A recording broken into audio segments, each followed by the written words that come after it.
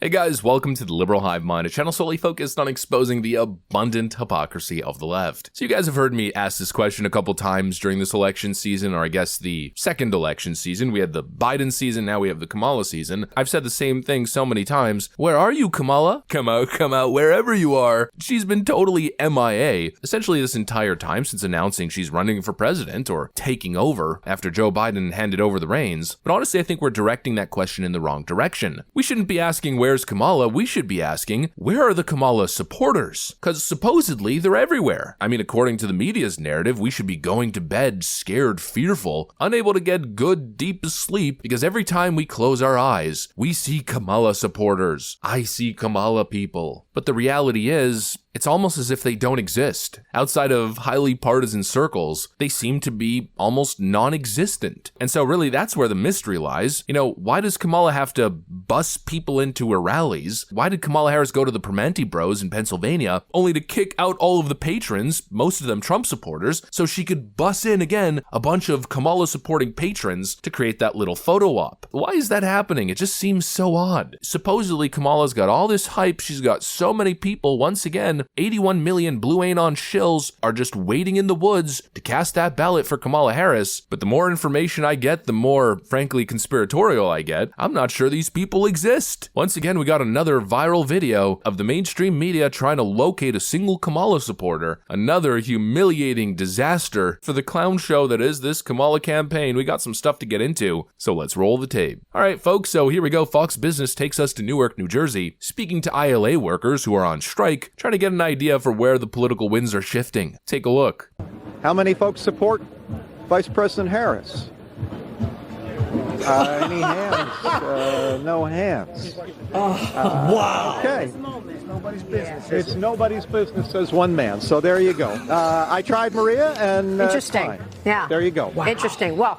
Holy frickin' moly, not a single one. That's totally unbelievable. These are union workers in New Jersey, for Pete's sakes. Not a single person raised their hands. This guy, frankly, I think had the perfect energy. Arms crossed, not having it. You know, picture body language says 1,000 words. That right there tells you all that you need to know. Nobody likes Kamala Harris. It's been nothing but media manufactured. And by the way, this is the second time this happened. We had another embarrassing event happen on one of these news networks not too long ago, very similar. We had so much fun, but what was really incredible is in every single restaurant of the people willing to talk to us, we could only find one Harris supporter in every restaurant, and we left no stone unturned. I approached every single person. I'm sure a lot of you guys remember that clip where one of these leftist outlets had to go to multiple venues to find a single Kamala supporter. It's almost as if they don't exist. It's insane. I'm just not seeing it, literally and figuratively. I mean, I'm literally not seeing Kamala supporters, and in the other sense, I'm just not seeing how Kamala Harris can possibly win this election. You know, it's like I said in the previous video I just recorded, I think what we're seeing is total demographic collapse. How can Kamala Harris possibly win if she's shedding her most important voters? I mean, where's she making up the deficit? That's what I'm asking myself. Kamala Harris surges in the polls. Everybody's supporting Kamala Harris. Meanwhile, the news can't find a single Kamala voter. Kamala Harris is surging in the polls, everyone. Good news. Meanwhile, she's performing worse with black voters in some of these polls than Joe Biden was. And don't even get me started on young voters. You know, that's another thing that's totally perplexing to me. You know, these Democrats seem to have put such an emphasis on young voters. Young voters will carry us to the promised land. Young voters save the nation from fascism in 2020. Blah, blah, frickin' blah. Democrats act as if they have a monopoly of support from young voters because their progressive policies are so forward-thinking, yada, yada, yada. But meanwhile, this is happening. How is Vice President Harris performing with young voters compared to how President Biden did in 2020?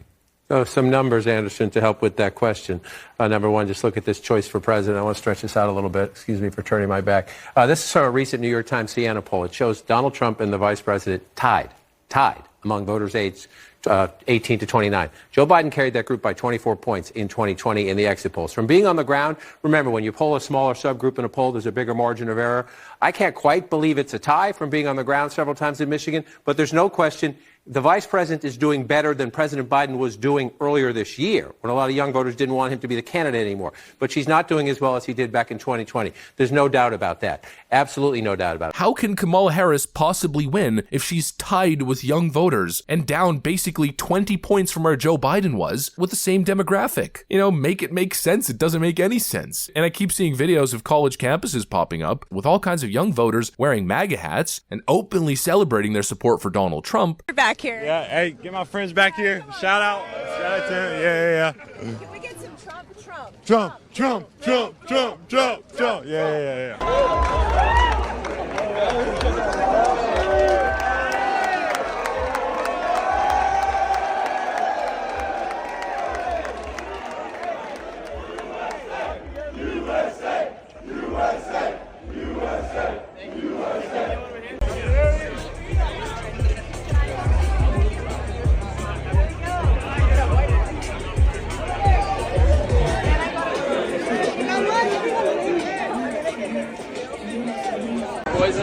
Are you registered to vote?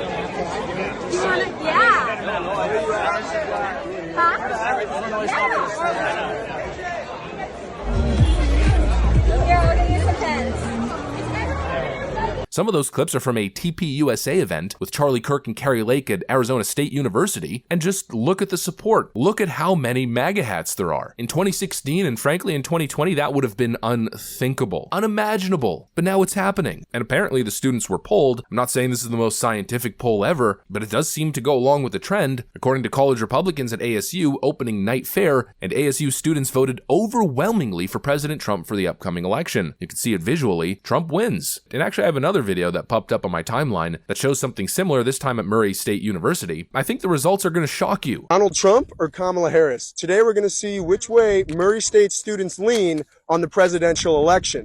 They will fill out their ballots using these note cards right here, and they're going to put them in this wonderful ballot box. Everything will be anonymous, and at the end we're going to tally it up and see if it's Donald Trump or Kamala Harris for Murray State University. So these are all the results, and to be honest, I'm incredibly surprised. I didn't entirely know what to expect, but take a look. These are all Donald Trump 2024, and this is Kamala Harris. So we tallied up the results, and here's what we got.